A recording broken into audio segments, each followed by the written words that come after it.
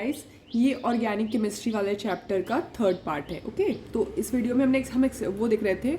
अब इसमें हमें डिफरेंशियल एक्सट्रैक्शन देखना है, मतलब ये वाला टॉपिक बच गया था। ओके, डिस्टिलेशन तक देखा था, डिफरेंशियल एक्सट्रैक्शन थोड़ा सा बचा था, फिर क्रोमेटोग्राफी मेनली देखेंगे। ओके, ये थर्ड पार्ट है वीडियो का। ओके, और प्रीवियस वीडियोस को आप चैनल पे चेक कर सकते हैं। अब देखिए डिफरेंशियल एक्सट्रैक्शन में होता क्या है। ठीक है, तो देखिए अब सोचिए कोई ऑर्गेनिक कंपाउंड है जो एक्वस मीडियम में प्रेजेंस है। मतलब इसका मतलब क्या है कि हम लोग देखिए जब ऑर्गेनिक में सेपरेट करते हैं बीएससी लेवल पे, सोचिए कि लैब में होता है तो हम लोग ऑर्गेनिक कंपाउंड को टेस्ट ट्यूब में लेते हैं, मतलब वो एक्वस मीडियम में होता है। तो ये वैसे केस में अप्लाई करेगा कि अगर ऑर्गेनिक कंपाउंड है जो एक्वस मीडियम में प्रेजेंट है, तो हम लोग क्या करेंगे ना, उसको सेपरेट करने के लिए, मतलब उसको सेपरेट करने के लिए क्या करेंगे, एक ऑर्गेनिक सॉल्वेंट डालेंगे उसमें। ठीक है, उस ऑर्गेनिक सॉल्वेंट को डाल के उसको शेक करेंगे। लेकिन देखिए बात ये है ना कि वो ऑर्गेनिक सॉल्वेंट जो है वो इस कंपाउंड को ज़्यादा अच्छे से डिजोल्व करना चाहिए पानी के कंपैरेटिव। ये बहुत इंपॉर्टेंट चीज़ है।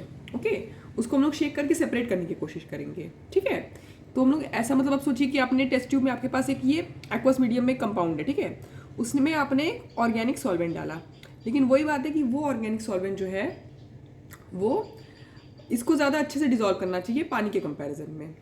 ओके, और हाँ ये बात है ना कि ये जो हमारा ऑर्गेनिक सॉल्वेंट है और ये एक्वस मीडियम है, एक्वस सोल्यूशन है जो ना, ये इमिसिबल होना चाहिए। मतलब ऐसा नहीं कि घुल गया वो अपने में, क्योंकि सेपरेट करने का काम है ना। ये अपने ही घुल गया तो फिर क्या सेपरेट करेगा। हमें काम है कि हम यहाँ पे जो एक्वस वाला कंपाउंड है उसको सेपरेट करें इस सॉल्वेंट की मदद से। पर अगर वो दोनों घुल गए तो फिर क्या ही फायदा ना।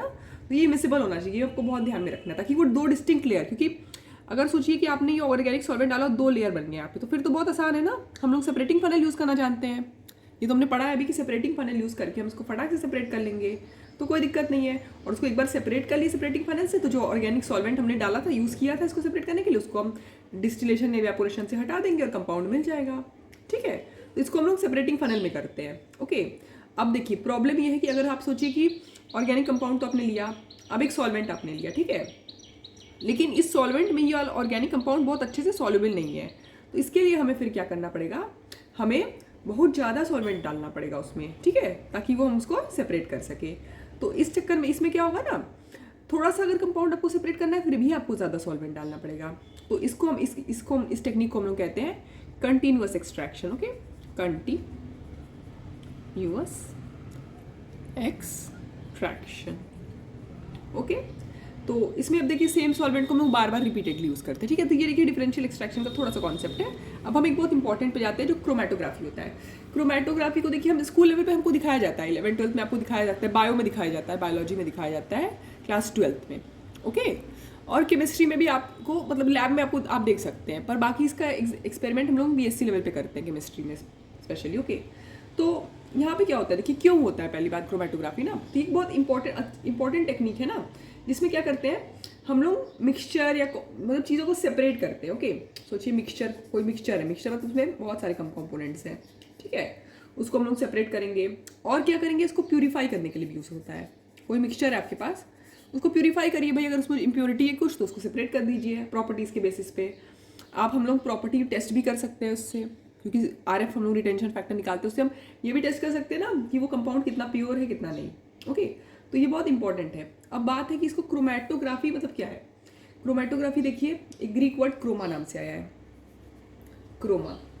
और बहुत सिंपल बात है, क्रोमा मतलब कलर होता है, क्रोम मतलब कलर, क्रोमा मतलब कलर होता है। हम लोग बहुत अच्छे से जानते हैं ये बात ना, हमने कहीं ना कहीं पढ़ा होता है। क्यों इसका नाम ऐसा था, क्योंकि शुरू में जब इसको यूज़ किए थे ना, तो हम लोग मतलब कलर्ड सब्सटेंसेस, प्लांट में कलर्ड सब्सटेंसेस को सेपरेट करने के लिए यूज़ किए थे। ओके, तो इसमें क्या होता है, इसमें एक स्टेशनरी फेज होता है। सोचिए कैसे एग्जाम्पल दे रहे हैं कि एक स्टेशनरी फेज होता है। ठीक है, वो स्टेशनरी फेज हमारा सॉलिड हो सकता है या लिक्विड हो सकता है, कुछ भी हो सकता है। तो ये लिख लेते हैं, यही कुछ इंपॉर्टेंट कॉन्सेप्ट्स है बस। स्टेशनरी फेज, ओके, ये हमारा सॉलिड या लिक्विड हो सकता है। ठीक है, अब देखिए, अब हम लोग क्या करते हैं, ये कोई सॉल्वेंट डालते हैं इसमें, कोई मिक्सचर ऑफ मतलब सॉल्वेंट या एक प्योर सॉल्वेंट या फिर गैस। ठीक है, उसको हम लोग इस पर डाल देते हैं। मतलब ये देखिए स्टेशनरी फेज है सॉलिड और लिक्विड, और उसके अलावा एक मोबाइल फेज होता है। ठीक है, जो एक सॉल्वेंट हो सकता है, मिक्सचर ऑफ सॉल्वेंट हो सकता है। ठीक है, तो वो क्या करता है, धीरे धीरे धीरे उस स्टेशनरी फेज पे मूव करता है। और इसमें क्या होता है ना, ये जो सॉल्वेंट में जो मिक्सचर होता है वो सेपरेट हो जाता है इस मूवमेंट के प्रोसीजर में।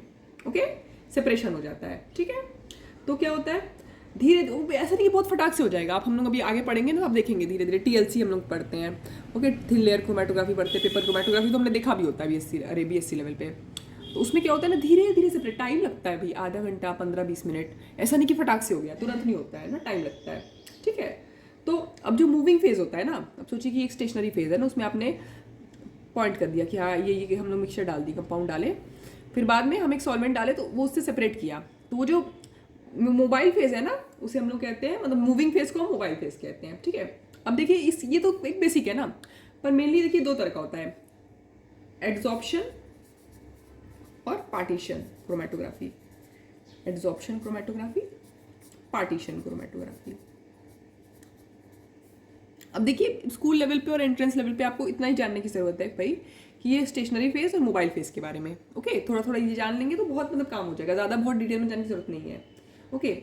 तो ये किस बात पे डिपेंड करता है, नाम से समझ में आ रहा है ना, एड्सॉर्प्शन पे ही डिपेंड करेगा, ठीक है। ये उस फैक्ट पे डिपेंड करता है कि अगर सोचिए अलग अलग कंपाउंड है, आप मतलब डिफरेंट डिफरेंट कंपाउंड है, ठीक है, वो एक एड्सॉर्बेंट, दो चीज़ आपको सरफेस केमिस्ट्री से पता होना चाहिए, एड्सॉर्बेंट मतलब जिस पे एड्सॉर्प्शन हो रहा है, और एड्सॉर्बेट मतलब जो एड्सॉर्ब हो रहा है, एड्सॉर्बेंट मतलब जिस पे हो रहा है, ओके। तो ये किस पे डिपेंड करता है कि सोचिए अलग अलग कंपाउंड है ना, वो एड्सॉर्बेंट पे अलग अलग डिग्री से एड्सॉर्ब होते हैं। सोचिए ये हमारा एड्सॉर्बेंट है, तो ऐसा नहीं कि भाई ये जिस मटेरियल का भी बना है, सोचिए सिलिका का बना हुआ है, सिलिका जेल का, एल्यूमिनियम का, जिसका भी बना है, तो वो अलग अलग हिसाब से एड्सॉर्ब होगा, ठीक है, उसके कंपाउंड की प्रॉपर्टी पे डिपेंड करेगा, डिफरेंट डिग्री से, ठीक है। तो ये क्या होता है ना, हम लोग का एड्सॉर्बेंट ज़्यादातर क्या होता है, सिलिका जेल और एल्यूमिना होता है, ओके, ठीक है। तो अब हम इसमें क्या करते हैं ना, एक मोबाइल फेज होता है, ठीक है, एक स्टेशनरी फेज होता है जो ऑब्वियस नाम से लगता है स्टेशनरी मतलब रुका हुआ, ठीक है, और एक मोबाइल फेज हम लोग यूज करते हैं, ठीक है। एड्सॉर्बेंट होता है, एक तो सोचिए एड्सॉर्बेंट है और एक एड्सॉर्बेट है, ओके। तो ये हमारा एड्सॉर्बेंट हो गया, सिलिका जेल एल्यूमिनियम, उस पर एक मोबाइल फेज को हम लोग क्या करते हैं, मूव करने देते हैं, ठीक है। तो अब ये जो मिक्सचर, अब सोचिए एक मिक्सचर लिया आपने, उसको हम लोग यहाँ पे पॉइंट करते हैं ऐसे करके, ठीक है। तो वो मिक्सचर अलग अलग, उसके अंदर जो जो कंपाउंड्स है ना, वो उसकी प्रॉपर्टीज के हिसाब से अलग अलग डिस्टेंस मूव करता है। सोचिए कि कोई, अगर हम लोग सोचिए यहाँ पे पॉइंट किए ना वो पूरा मिक्सचर को, तो कोई कुछ यहाँ तक गया, कुछ यहाँ तक गया, कुछ यहाँ तक ऊपर तक गया, वो उसके प्रॉपर्टीज पर, इसकी प्रॉपर्टीज पे भी डिपेंड करता है, ओके। ऐसे हम लोग बोल नहीं सकते ना कि किस वजह से हुआ होगा, वो डिपेंड करता है प्रॉपर्टीज पे, ओके। अब देखिए एड्सॉर्प्शन क्रोमेटोग्राफी का भी दो टाइप होता है, ठीक है। पहली बात तो क्रोमेटोग्राफी उसका होता है एड्सॉर्प्शन और पार्टीशन। एड्सॉर्प्शन का देखिए दो होता है, एक होता है कॉलम क्रोमेटोग्राफी, ये हम लोग मेनली केमिस्ट्री लैब में करते हैं, बड़ा सा कॉलम होता है, ठीक है, ये हम लोग एमएससी लेवल पे देखते हैं क्रोमेटो, पर आप नेट पे चेक कर सकते हैं वीडियोस। एक कॉलम क्रोमेटोग्राफी होता है, एक टीएलसी होता है यानी थिन लेयर क्रोमेटोग्राफी, ये हम बीएससी लेवल पे करते हैं, थिन लेयर क्रोमेटोग्राफी। इसके अलावा पेपर क्रोमेटोग्राफी को हम पहले से स्कूल में ही देखते हैं, पर वो तो हम लोग अभी आगे डिस्कस करेंगे। तो एक मतलब नेक्स्ट वीडियो में हम डिस्कस करेंगे column chromatography, thin layer chromatography, partition chromatography, क्योंकि पेपर क्रोमेटोग्राफी थोड़ा सा, ओके। अभी के लिए इतना ही रखते हैं, तो वीडियो बहुत लंबा हो जाएगा। Thank you.